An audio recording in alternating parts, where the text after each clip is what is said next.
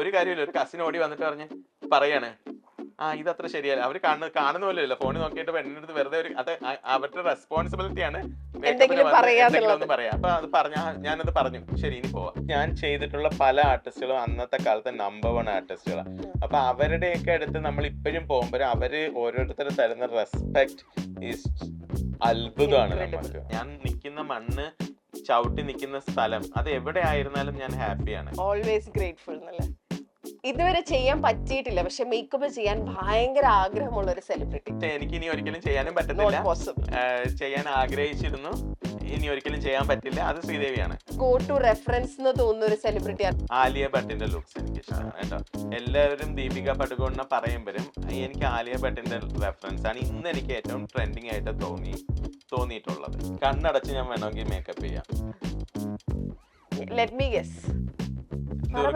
ദുർഗാകൃഷ്ണ. ദുർഗയായിട്ട് ഭയങ്കര റിലേഷൻ ആണ് അല്ലേ? ഇപ്പൊ കാർത്തികയുടെ കണ്ണ്, കാർത്തികയുടെ ഐബ്രോ, ദുർഗയുടെ മൂക്ക്, ചക്കിയുടെ നുണക്കുഴി, ഇതെല്ലാം നമുക്ക് ഓൾറെഡി അറിയാവുന്ന കാര്യങ്ങളാണ്. അപ്പം ഓരോ കുട്ടികളിലും ഓരോന്നുണ്ട് ഹൈലൈറ്റ്, അവർക്ക് ഇഷ്ടപ്പെടുന്നത്. എനിക്കത് മമ്മൂട്ടി സാറിന്റെ സ്റ്റൈലിസ്റ്റിന് എനിക്ക് ഭയങ്കര ഇഷ്ടമാണ്. പോഷാക്ക് പോലും എനിക്ക് ഇഷ്ടം ആയ ഒരു ലുക്കാണ്.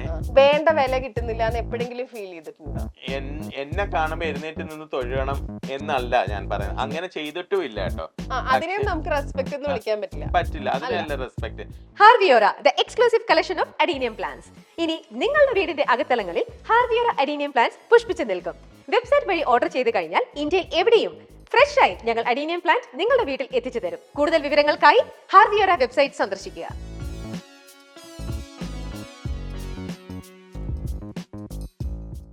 ഈ മാരേജ് ദിവസം എന്ന് പറയുന്നത് ഒരു ഫാമിലിയിൽ ഭയങ്കര ഇമ്പോർട്ടന്റ് ആയിട്ടുള്ള ദിവസം. അന്ന് അവർ മൊത്തം ഒരുപാട് നാളത്തെ ഹാർഡ് വർക്കിന്റെ ഒക്കെ ഒരു എന്താ പറയാ പുട്ട് ടുഗെദർ, അതിന്റെ ഒരു റിസൾട്ട് കിട്ടുന്ന ദിവസം. അന്ന് എല്ലാവരും ഭയങ്കര ടെൻഷനും ഓട്ടവും പാച്ചിലും ഒക്കെ ഭയങ്കര സന്തോഷമുള്ള ദിവസം കൂടാണ്. അന്നത്തെ ദിവസം ഒരു റെസ്പോൺസിബിലിറ്റി എന്ന് പറയുന്നത് ഏറ്റവും കൂടുതൽ മേക്കപ്പ് ആർട്ടിസ്റ്റിനാന്ന് എനിക്ക് ഫീൽ ചെയ്തിട്ടുണ്ട്. ആ പ്രഷർ ഫീൽ ചെയ്തിട്ടുണ്ട് എപ്പോഴെങ്കിലും. കാരണം ചിലപ്പോൾ ഏറ്റവും ആദ്യം ആ വീട്ടിൽ കയറി ചെല്ലുന്ന ഒരു ഗസ്റ്റ് നിങ്ങളായിരിക്കും, പക്ഷെ നിങ്ങൾ അവിടുത്തെ ഒരു ഹോസ്റ്റാണ്, നിങ്ങളുടെ മുമ്പിലാണ്. അതായത് വരുന്നവരെല്ലാം നിങ്ങളെ ജഡ്ജ് ചെയ്യും. ഇന്ന ആള് ജഡ്ജ് എന്ന് പറയാൻ പറ്റില്ല, എല്ലാവരുടെയും ജഡ്ജ്മെന്റിന് വിധേയരാവേണ്ട. അതിന്റെ ഒരു പ്രഷർ ഫീൽ ചെയ്യാറുണ്ടോ? ഉറപ്പായിട്ടും ഫീൽ ചെയ്യാറുണ്ട്. എന്ന് വെച്ചാല് ഇന്നത്തെ കേരളത്തിൽ നടക്കുന്ന വെഡിങ്ങില്, അതൊരു ഒരിക്കലും ഞാൻ സെലിബ്രിറ്റി വെഡിങ് ആയിട്ട് മാത്രം കാൽക്കുലേറ്റ് ചെയ്യുന്നില്ല. എല്ലാ വീട്ടിലും നടക്കുന്ന വെഡിങ്ങില് ഫോട്ടോഗ്രാഫേഴ്സ് നല്ലൊരു ഇൻഫ്ലുവൻസ്ഡ് ആണ്. അപ്പം അവരൊരു പ്രത്യേക ടൈം പറയും ഷൂട്ടിന്. അപ്പൊ ഞാൻ ആസ് എ ബ്രൈഡിനെ വേണം. അപ്പൊ ആസ് എ മേക്കപ്പ് ആർട്ടിസ്റ്റ് ഞാൻ അത് കൊടുക്കും. കാര്യം എന്ന് വെച്ചാൽ എന്റെ മേക്കപ്പ് നാളല്ലോ അവരും ആ കുട്ടിയുടെ ജീവിതകാലം മൊത്തം പ്രിസർവ് ചെയ്യുന്നത് ഫോട്ടോഗ്രാഫിയാണ്. അപ്പൊ ഫോട്ടോഗ്രാഫി ടൈം ഞാൻ കൊടുക്കും. അപ്പം അതൊരു ടൈം, ഇപ്പം 7 മണിക്ക് രാവിലെ റെഡി ആകണം എന്ന് പറയുമ്പോൾ നമുക്കൊരു 3.5 മണിക്കൂർ എന്തായാലും മേക്കപ്പിന് വേണം. അപ്പൊ ആ കുട്ടി വരുന്ന സമയം എന്ന് പറയുന്നത് 7-നും 3.5 മണിക്കൂർ മുമ്പാ. ചിലപ്പം ബ്രൈഡ് ആ സമയത്ത് ഉറക്കമൊന്നും ഉണർത്തത്തില്ല. ഞങ്ങൾ അവിടെ വീട്ടിൽ പോയി നിന്നിട്ട് അല്ലെങ്കിൽ ഹോട്ടലിൽ നമ്മൾ നിൽക്കാൻ പറ്റും, ബ്രൈഡ് എത്തണ്ടേ, ഞാൻ വെറുതെ വായിൽ മാത്രം മേക്കപ്പ് ചെയ്താൽ തീരില്ലല്ലോ. അപ്പൊ അത് എത്താത്ത നിൽക്കും. പിന്നെ നമ്മൾ ചിലപ്പോൾ 1 മണിക്കൂർ കഴിഞ്ഞിട്ടായിരിക്കും കുട്ടി വരിക. നമ്മളവിടെ ചെയ്തുകൊണ്ടിരിക്കുമ്പോൾ ഫോട്ടോഗ്രാഫേഴ്സ് വരും. അപ്പം ഇപ്പം പക്ഷേങ്കിൽ എനിക്കറിയാം 7 മണിക്ക് വരും. അപ്പൊ ഈ ഒരു ടൈമിന് തീർക്കുക അല്ലെങ്കിൽ വരിക എന്നുള്ളത്. പിന്നെ കുറെ ഇതിന്റെ ഇടയിൽ ചിലപ്പം ബന്ധുക്കൾ വന്നിട്ട് കുറെ നേരം സംസാരിക്കും. അവിടെ നമുക്ക് ബ്രൈഡ് അപ്പുറത്തേക്ക് ഇരിക്കില്ല.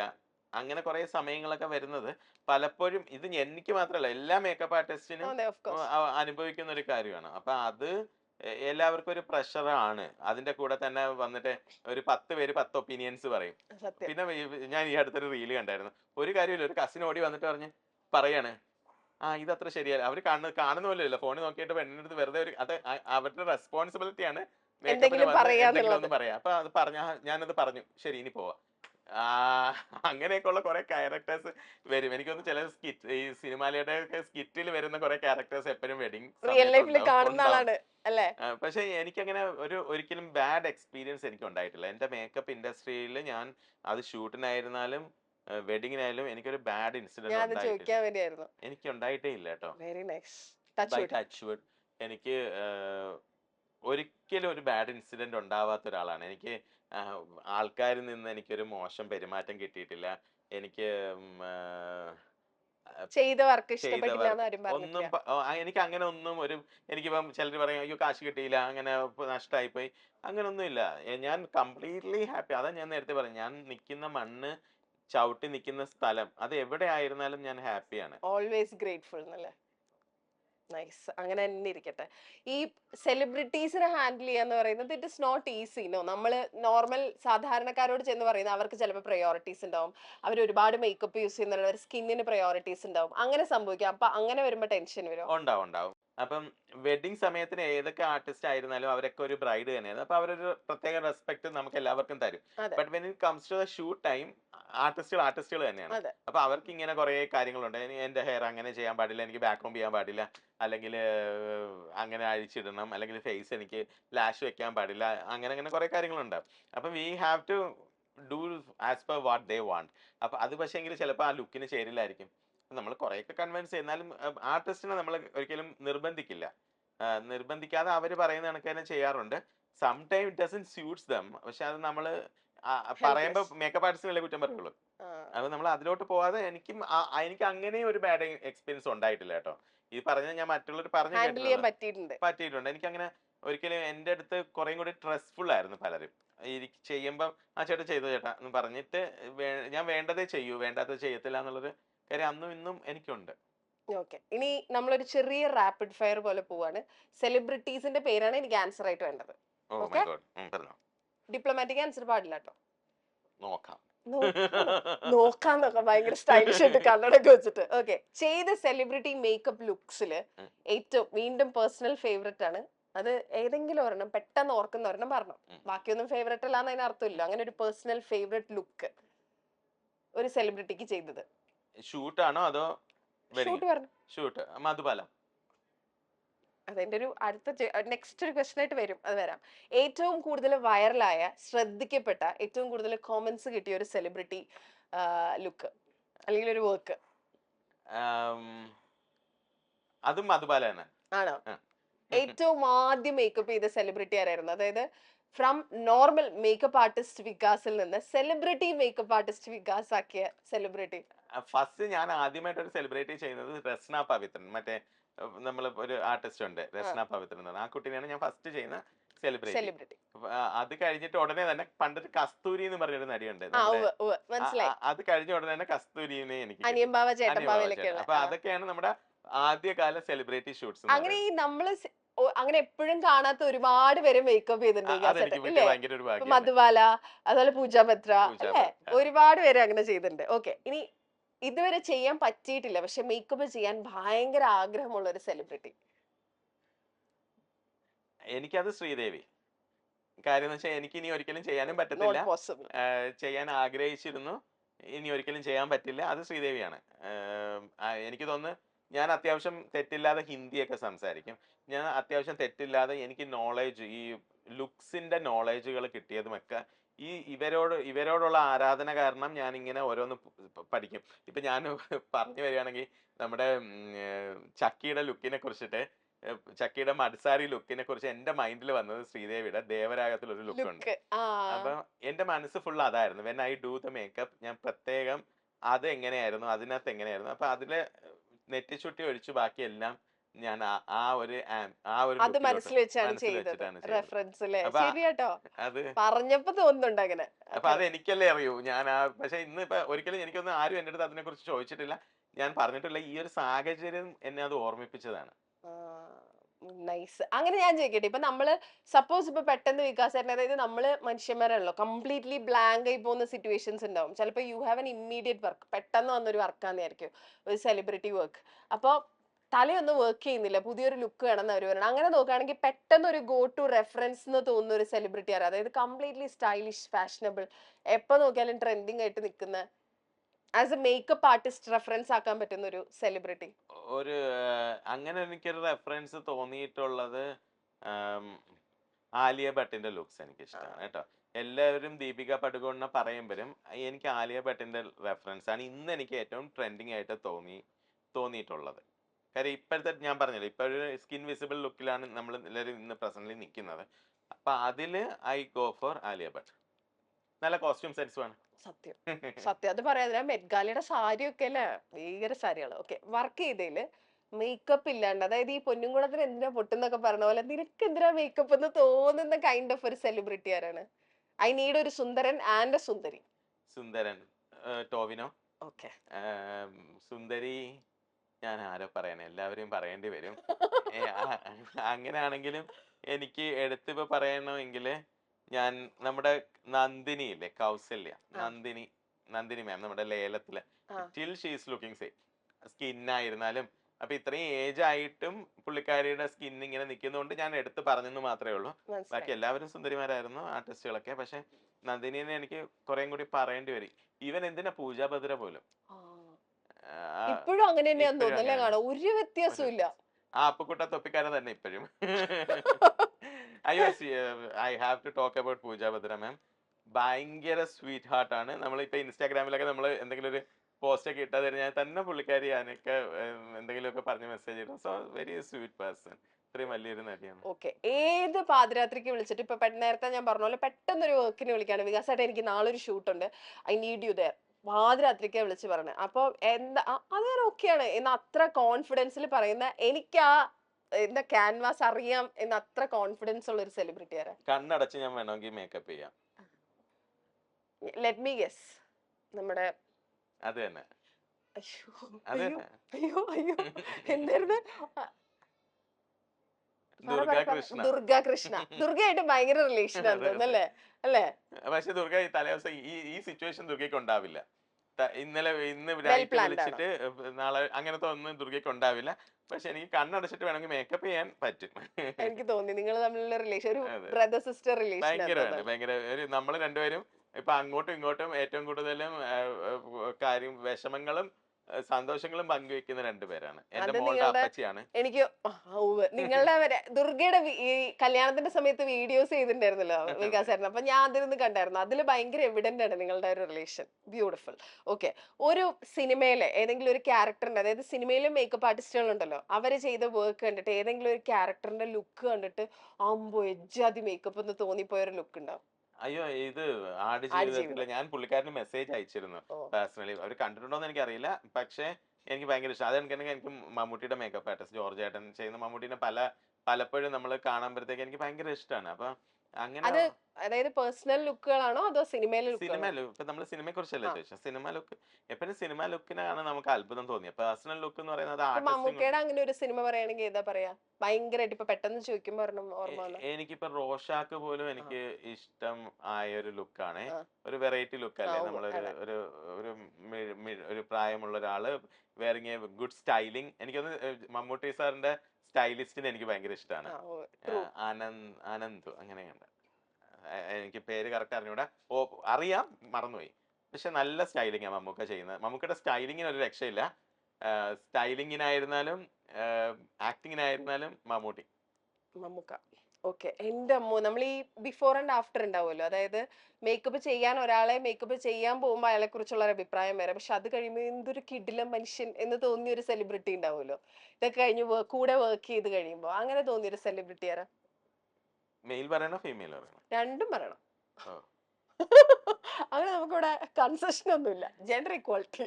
അല്ല, എനിക്ക് ഞാൻ ആർട്ടിസ്റ്റ് റെംബേനെ മേക്കപ്പ് ചെയ്യാൻ പോകുമ്പം ഷി വാസ് പ്രഗ്നന്റ്, മനസ്സിലായി. അപ്പൊ ആ ഒരു സമയത്തിന് പഴയ ഫോട്ടോ അല്ലേ?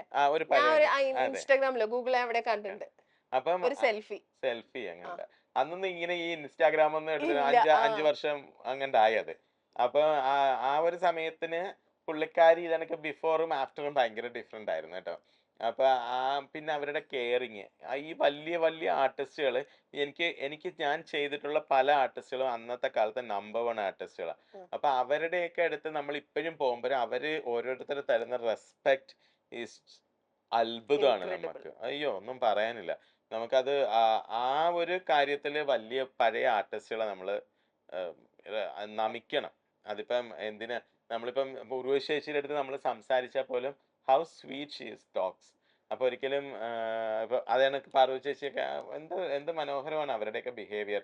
ജയറാമേട്ടൻ, അവരുടെയൊക്കെ റെസ്പെക്ട്, അവര് മറ്റുള്ളവരെ റെസ്പെക്ട് ചെയ്ത് കാണുമ്പോഴാണ് നമ്മളും പലരെയും നമ്മൾ ചിലപ്പോൾ ഓരോരുത്തരുടെ അടുത്ത് കാണിക്കുന്നത് നമ്മൾ തന്നെ ക്രിട്ടിസൈസ് അഹങ്കാരം എന്ന് അങ്ങനെ തോന്നിപ്പോന്നു. ഞാനിപ്പോ ചില സമയത്ത് ഞാൻ ആരെങ്കിലും അടുത്ത് അറിയാതെ ഇപ്പൊ നമ്മൾ ചിലപ്പോൾ ചില ഷോപ്പിൽ ഫുഡ് കഴിക്കാൻ ഒന്ന് ലേറ്റ് ആകുമ്പോൾ നമ്മൾ അവരുടെ അടുത്ത് ഒന്ന് ചിലപ്പോൾ നമ്മൾ അറിയാതെ നമ്മളൊന്ന് കയർത്ത് സംസാരിക്കും പെട്ടെന്ന് നമ്മൾ മനസ്സിൽ വിചാരിക്കും no we have to control കാര്യം അവരെയൊക്കെ കണ്ട് പഠിക്കുക അപ്പൊ അങ്ങനെ കുറേ ലെജൻഡ് ഇപ്പൊ ജയറാമേട്ടനെ ഞാൻ മേക്കപ്പ് ചെയ്തിട്ടുണ്ട് അപ്പൊ ജയറാമേട്ടനെ മേക്കപ്പ് ചെയ്ത് കഴിയുമ്പോൾ ഈ പറയുന്ന കണക്കാണ് നമ്മൾ മേക്കപ്പ് ചെയ്യുമ്പോഴും മേക്കപ്പ് കഴിഞ്ഞിട്ടും ഒക്കെ പുള്ളിക്കാരൻ തരുന്ന ഒരു റെസ്പെക്ട് സത്യം.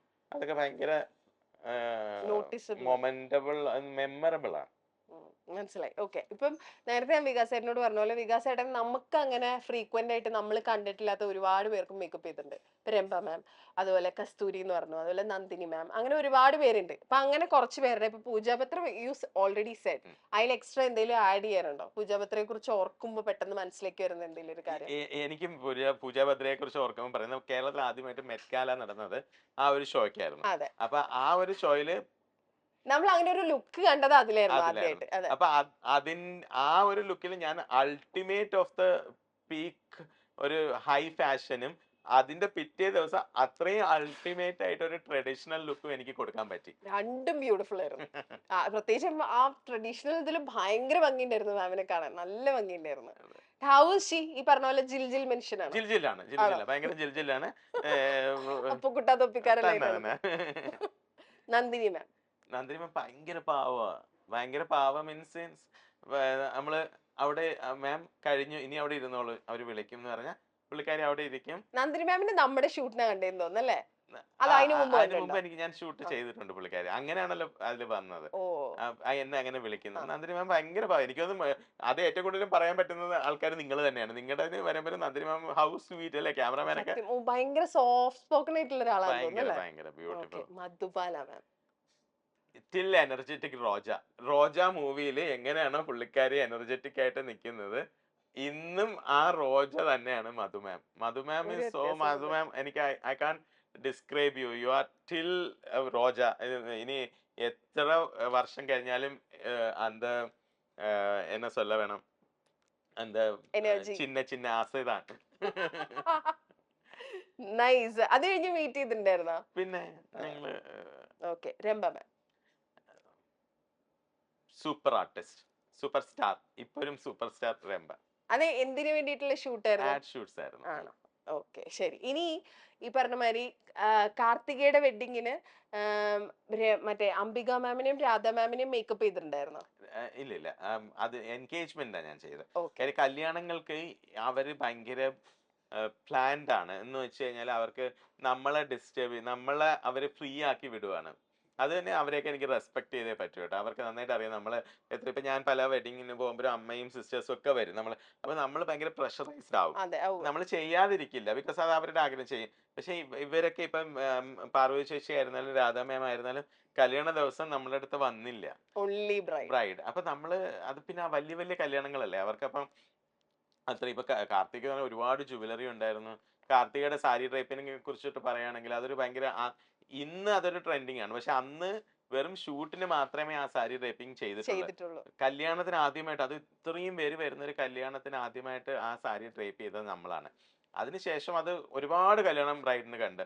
അപ്പൊ ആ ഒരു ദുപ്പട്ട ലുക്കും ഒക്കെ വന്നു. അപ്പൊ അതുകൊണ്ട് രാധാ മാം അംബിക മാം എനിക്ക് മെസ്സേജ് ഒക്കെ ഇട്ടിട്ടുണ്ടായിരുന്നു. ബിക്കോസ് വെരി ബ്യൂട്ടിഫുൾ ആയിരുന്നു രാധാ മാം. പിന്നെ ഓഫ് കോഴ്സ് എനിക്ക് എന്നെ ഒരുപാട് ഇങ്ങനെ എന്താ ഫ്യൂച്ചറിൽ ഇങ്ങനെ കുട്ടിക്ക് ഇങ്ങനെ ചെയ്യണം എന്നൊക്കെ പറയുന്നത് ഭയങ്കര ഒരു ഹെൽപ്ഫുൾ ആണ് കേട്ടോ രാധാ മാം. രാധാ മാമിന്റെ മോളെ ഒരുക്കുമ്പോഴും ഇതെനിക്ക് തമിഴ്നാട്ടിൽ അന്ന് എന്തോരം ട്രെൻഡ് ആയിരുന്നു. രാധാ പൊണ്ണൂടെ വെഡിങ് മേക്കപ്പ് പണീനേ എന്ന് പറഞ്ഞ് ഭയങ്കര ട്രെൻഡിങ് ആയിരുന്നു അന്ന്. അന്ന് ഒരു പ്യുവർലി സ്കിൻ ടോൺ ആയിരുന്നു ചെയ്തത് കാർത്തികയുടെ. അത് എല്ലാ ലുക്കിനും നമ്മൾ ആ ഒരു സ്കിൻ ടോൺ ചെയ്ത് നല്ലൊരു സ്കിൻ ടോൺ ആണ് കാർത്തികയുടെ. അപ്പൊ അതൊരു different look. Perfect Indian tone അല്ലേ? പെർഫെക്റ്റ്. അയ്യോ നമ്മുടെ ഏറ്റവും അഭിമാനിക്കാവുന്ന ഒരു കളറാണ് കാർത്തിക. പിന്നെ ഷീ സോ ടോൾ, നല്ല ഫിഗർ ആണ്. ഈ ഐബ്രോസ് കാർത്തിക അഭിനയം തുടങ്ങിയ സമയത്ത് നമ്മളൊക്കെ ഏറ്റവും കൂടുതൽ ശ്രദ്ധിച്ചിട്ടുള്ള പുള്ളിക്കാരുടെ ഐബ്രോസ് ആണ്. അങ്ങനെ വികാസേട്ടൻ ഒരു ബ്രൈഡിനെ കാണുമ്പോൾ അല്ലെങ്കിൽ വികാസേട്ടന്റെ അടുത്ത് ഇപ്പൊ സപ്പോസ് ഞാനാണ് ഒരു ബ്രൈഡായിട്ട് വരുന്നതെന്ന് വിചാരിക്കും. അപ്പൊ വികാസേട്ടൻ അവരിൽ നോട്ടീസ് ചെയ്യുന്ന കാര്യങ്ങൾ എന്തൊക്കെയാ? ഞാൻ ഇത് എന്റെ ഏറ്റവും വലിയൊരു ഡ്രോബാക്ക് എന്തെന്ന് പറയട്ടെ. ഞാൻ മേക്കപ്പ് ചെയ്യാൻ തുടങ്ങുമ്പോൾ ആദ്യം കണ്ണ് ചെയ്യും. അപ്പോഴാണ് ഞാൻ കണ്ണ് കാണുന്നത്. അതിന് മുമ്പ് അത് നോട്ടീസ് ചെയ്യില്ലേ? അതിന് മുമ്പ് നോട്ടീസ് ചെയ്തില്ല. അത് കഴിഞ്ഞിട്ട് ഏറ്റവും ലാസ്റ്റ് ചെയ്യുന്നതാണ് ഐബ്രോ. ഐബ്രോ എത്തുന്ന സമയത്ത് എല്ലാം കഴിഞ്ഞിട്ട് ഐബ്രോയിൽ തൊടാൻ നേരത്ത് അയ്യോ മോളെ ഐബ്രോ ത്രെഡ് ചെയ്തില്ല. അപ്പൊ ഈ കുട്ടി തന്നെ ആലോചിക്കും ഇല്ല ത്രെഡ് ഇങ്ങനെ ചെയ്തില്ല. ഇത്രയും നേരം എന്റെ മുഖത്തല്ലാതെ ഐബ്രോ കണ്ടില്ലേ. അപ്പൊ ഞാൻ ആ സമയത്ത് ഞാൻ എന്തിലാണോ നിൽക്കുന്നത് അപ്പൊ ആ കണ്ണ് ചെയ്യുമ്പോഴും ലിപ്പ് ചെയ്യുമ്പോഴും സ്കിന്ന് ചെയ്യുമ്പോഴും ഒക്കെയാണ് ഞാൻ അത് പ്രത്യേകം ശ്രദ്ധിക്കുന്നത്. അപ്പം പക്ഷേങ്കിൽ ഓഫ് കോഴ്സ് ഇപ്പൊ ആർട്ടിസ്റ്റുകൾ എന്ന് പറയുമ്പോൾ എനിക്ക് കാർത്തികേയനെയൊക്കെ ബ്രൈഡിന് മുമ്പേ അറിയാവുന്ന ആൾക്കാരല്ലേ. അതെ. അപ്പൊ നമുക്ക് അറിയാം ഒരു ഐഡിയ ഉണ്ട്. ഐഡിയ ഉണ്ട്. ഇപ്പൊ കാർത്തികയുടെ കണ്ണ്, കാർത്തികയുടെ ഐബ്രോ, ദുർഗയുടെ മൂക്ക്, ചക്കിയുടെ നുണക്കുഴി, ഇതെല്ലാം നമുക്ക് ഓൾറെഡി അറിയാവുന്ന കാര്യങ്ങളാണ്. അപ്പം ഓരോ കുട്ടിയിലും ഓരോന്നുണ്ട് ഹൈലൈറ്റ് അവർക്ക് ഇഷ്ടപ്പെടുന്നത്. ആ. അതായത് ഓരോ കുട്ടികൾക്ക് ഇഷ്ടപ്പെടുന്നത് അതെ. ഉണ്ടാവുമല്ലോ. എന്റെ ഹൈലൈറ്റ് അതെ. മനസ്സിലായി. ഹൈലൈറ്റഡ് ആയിട്ട് നിക്കണം എന്ന് അവരാഗ്രഹിക്കുന്നത്. അതാണ് കൂടുതൽ ഫോക്കസ് ചെയ്യുക അല്ലെ? അതാണ് നമ്മളും കാണുന്നത്. അവർക്ക് അതാണ് ഏറ്റവും ഇഷ്ടം. ഇപ്പൊ ആ. ഓരോ കുട്ടികൾക്ക് ഓരോന്നിലും കോൺഫിഡന്റ് ഉണ്ടാവും.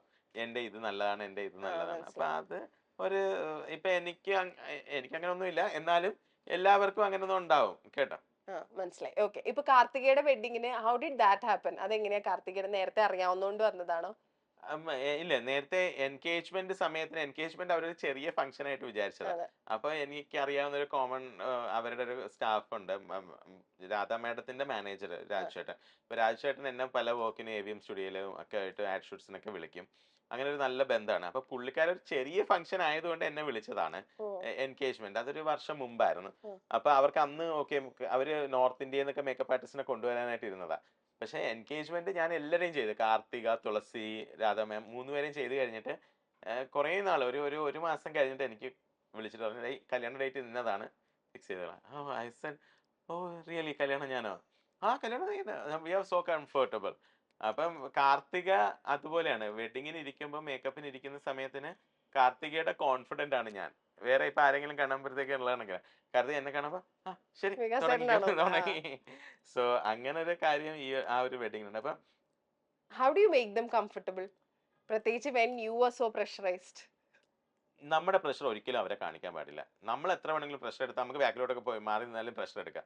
ബ്രൈഡിനെ ഒരിക്കലും പ്രഷർ എടുക്കാൻ പാടില്ല. ബിക്കോസ് എനിക്ക് എല്ലാ ദിവസവും ബ്രൈഡ് ഉണ്ടാവും. പക്ഷെ അവർക്ക് അന്നേ ഉള്ളൂ ബ്രൈഡ്. അപ്പൊ ആ ഒരു ദിവസം ഞാൻ എത്രത്തോളം അവർക്ക് കൊടുക്കുന്നത് എന്നെയാണ് അവര് അന്നത്തെ ദിവസം ആദ്യം കാണുന്നത്.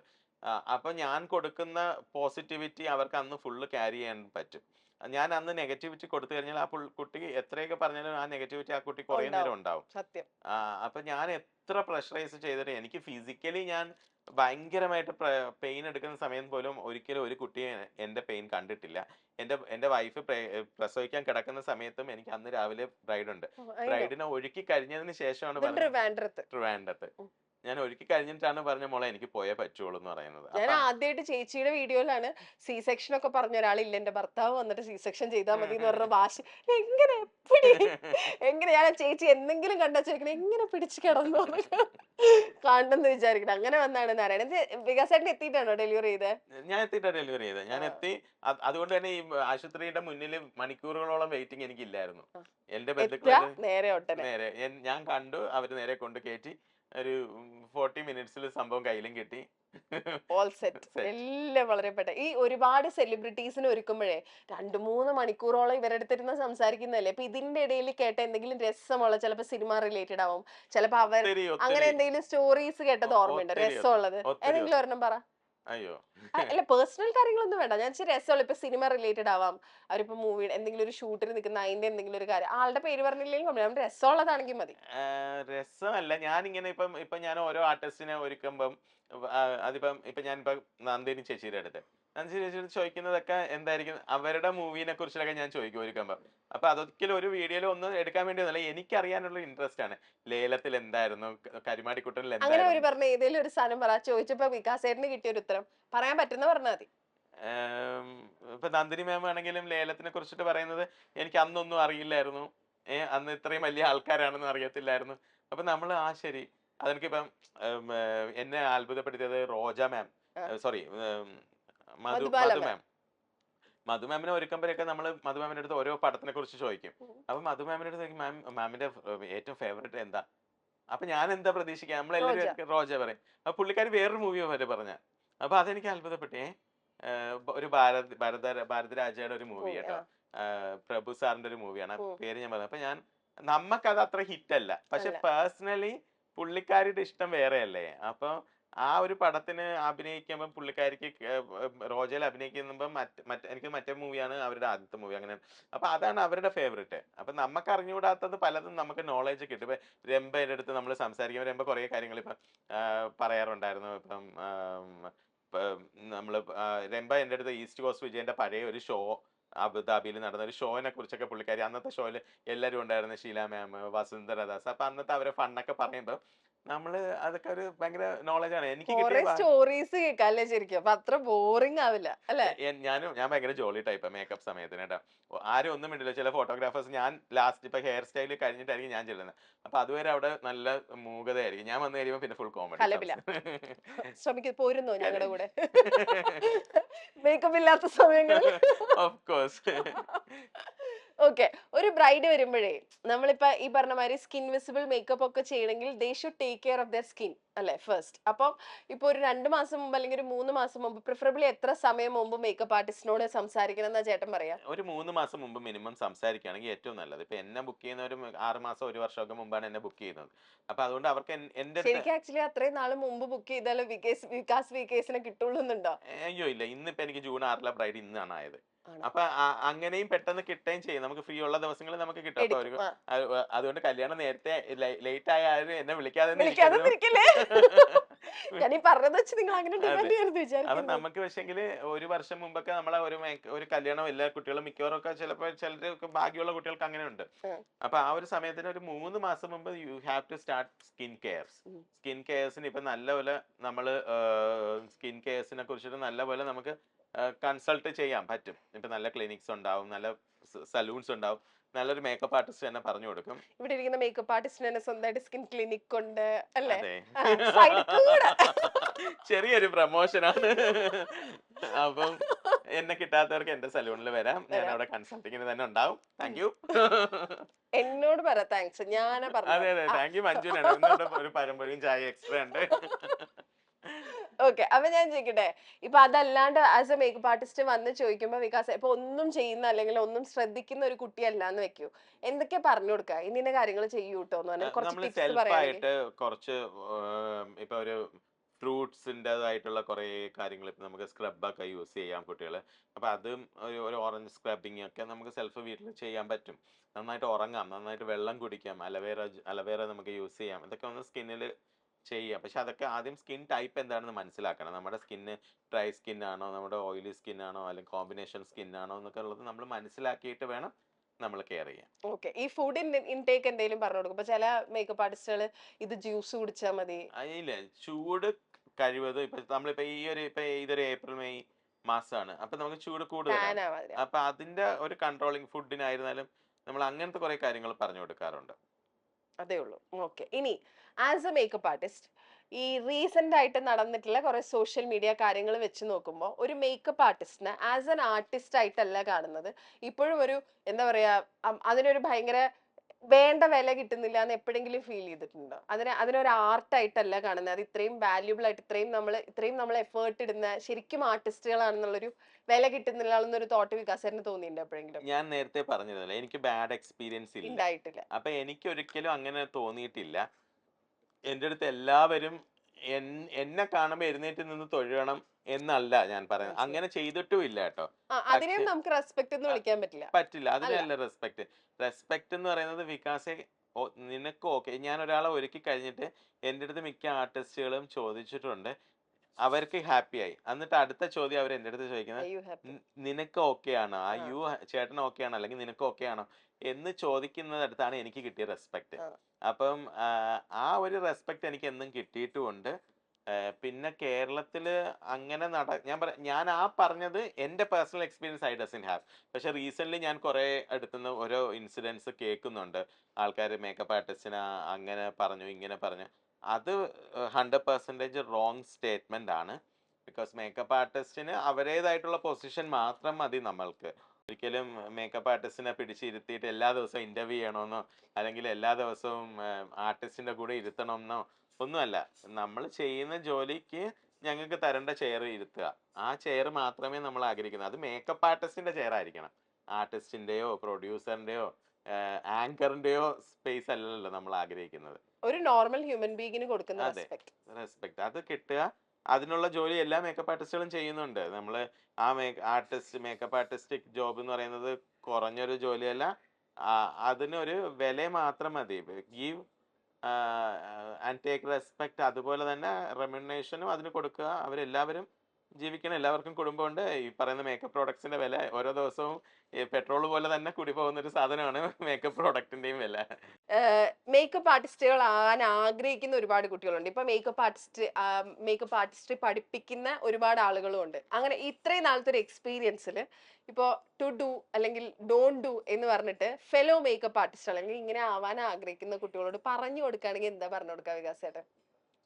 ടൈമിന് ഇമ്പോർട്ടൻ്റ്. നമ്മൾ എപ്പോഴും ടൈമിന് ഭയങ്കരമായിട്ട് ഇമ്പോർട്ടൻ്റ് കൊടുക്കണം. നമ്മളിപ്പം ഒരിക്കലും ഞാൻ കണ്ടിട്ടുണ്ട് മേക്കപ്പ് ആർട്ടിസ്റ്റുകൾ, ഒരു ആർട്ടിസ്റ്റുകൾ അല്ലെങ്കിൽ ക്ലൈൻറ്റ് വെയിറ്റ് ചെയ്തുകൊണ്ടിരിക്കും. മേക്കപ്പ് ആർട്ടിസ്റ്റ് വന്നിട്ട് ഞാൻ ഇച്ചിരി തിരക്കിലായിരുന്നു, ഞാൻ അത് കഴിഞ്ഞിട്ട് വരുമായിരുന്നു എന്ന് പറയുന്ന കുറേ ആൾക്കാരെ ഞാൻ കണ്ടിട്ടുണ്ട്. അത് റോങ് ആണ്. അങ്ങനെ ചെയ്യാൻ പാടില്ല. നമ്മൾ വേണമെങ്കിൽ വന്നിരിക്കുമ്പോൾ ആർട്ടിസ്റ്റോ നമ്മുടെ ക്ലൈൻറ്റോ ലേറ്റ് ആയാലും നമ്മൾക്ക് അവിടെ ഓപ്ഷൻ ഇല്ല. പക്ഷെ നമ്മൾ ടൈം മെയിൻറ്റെയിൻ ചെയ്യണം. അതുപോലെ തന്നെ പലരും ഗ്രൂമിങ്ങിൽ, ഇപ്പം മേക്കപ്പ് ആർട്ടിസ്റ്റുകൾ എന്ന് പറഞ്ഞിട്ട് രാവിലെയാണ് നമുക്ക് പല വർക്കും, പലരും ഒരു പ്രോപ്പർ ഗ്രൂമിങ് അല്ലാതെയൊക്കെ പോയി ഉറക്കത്തിന്റെ സെൽഫ് ഗ്രൂമിങ്, സെൽഫ് ഗ്രൂമിങ് നമ്മൾ എന്തായാലും ചെയ്യണം. We have to be self hygienic, presentable. Presentable ആയിരിക്കണം, ഹൈജനിക് ആയിരിക്കണം. നമ്മൾ ഓരോ നമ്മുടെ ബ്രഷുകൾ പോലും നമ്മൾ ഹൈജനിക് ആയിട്ട് യൂസ് ചെയ്യണം. ഒരാളിൽ നിന്ന് ഒരാൾ, ഇപ്പം നമ്മൾ കൊറോണ ടൈമിൽ നമ്മൾ എത്രത്തോളം ആയിരുന്നു കെയറിങ്, ആ ഒരു കെയറിങ് എപ്പോഴും നമുക്ക് കൊണ്ടുപോകാം. നമ്മൾക്ക് തന്നെ ഒരു അസുഖം ഉണ്ടാകാതിരിക്കണം. ശരിക്കും ആക്ച്വലി കൊറോണ ടൈമിൽ നമ്മള് സ്പെഷ്യൽ ആയിട്ട് ചെയ്തിരുന്നത് നിങ്ങൾ ഓൺ ഡെയിലി ബേസിസ് ചെയ്യുന്ന കാര്യങ്ങളാണ് അല്ലെ? അതുകൊണ്ട് എനിക്ക് കൊറോണ ടൈം ഭയങ്കര ഇഷ്ടമാണ്. എന്ന് വെച്ചാൽ ആൾക്കാരെല്ലാവരും എല്ലാരും ഞങ്ങളുടെ ഗ്രൂപ്പിൽ ചേർന്നു സാനിറ്റൈസറും കാര്യങ്ങളൊക്കെ ഫുള്ളായിരുന്നു. അത് ഇപ്പോഴും ഇപ്പൊ ഞാനിപ്പോ എന്റെ കയ്യില് ക്ലീനിങ്, എന്റെ ബ്രഷ് ക്ലീൻ ചെയ്യുന്ന ക്ലീനിങ് എക്യുപ്മെന്റ് എപ്പോഴും എൻ്റെ കയ്യിൽ ഉണ്ടാവും. ഒരു ബ്രൈഡിൽ നിന്ന് അടുത്ത ബ്രൈഡിലോട്ട് ഞാൻ ട്രാവൽ ചെയ്യുന്ന സമയത്ത് പോലും അത് നടന്നിരിക്കും അവിടെ. അത് ഞാൻ എന്തെന്ന് പറഞ്ഞാൽ ഞാനാൽ വേറൊരാൾക്കും ഒരു ബുദ്ധിമുട്ട് വരരുതും എന്നുള്ളതാണ്. അപ്പൊ അത് ആണ് എനിക്ക് എല്ലാ മേക്കപ്പ് ആർട്ടിസ്റ്റിനും പഠിക്കാൻ. നമ്മൾ ഇപ്പൊ മേക്കപ്പ് പഠിക്കുന്നത് പോലെ തന്നെയാണ് നമ്മൾ how to behave as a makeup artist, behave as a proper hygienic person. അത് വളരെ ഇമ്പോർട്ടൻ്റ് ആണ്. അത് ഞാൻ എന്നും മെയിൻറ്റെയിൻ ചെയ്തിട്ടുണ്ട്. അതാണെന്ന് തോന്നുന്നു എനിക്ക് എന്നും ഈ ഒരു എനിക്കിപ്പം മഞ്ജുവിൻ്റെ കൂടെ ഇരിക്കാൻ പറ്റുന്നതിൻ്റെ ഒരു റീസണിലൊന്നും അതും കൂടിയാണ്.